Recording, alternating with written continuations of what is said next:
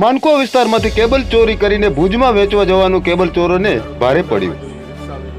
એલસીબીની team આ ચોરોને ઝડપી પાડી મુદ્દામાલ સહિત હસ્તગત કરી 2 કેબલ ચોરોને કાયદાની દિશા બતાવી તેનું ભાન કરાવ્યું હતું,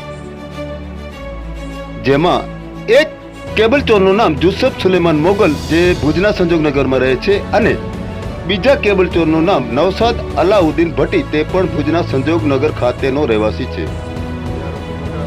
આ બંને ચોરો પાસેથી કાળા કલરની ઓટો રિક્ષા અને 1-2 મીટર નહીં પણ પૂરા 2000 કેબલનો વાયરનો જથ્થો મળી આવ્યો હતો। સાથે તેમની પાસેથી રહેલો મોબાઈલ પણ હસ્તગત કરી પોલીસે આગળની કાર્યવાહી હાથ ધરી હતી।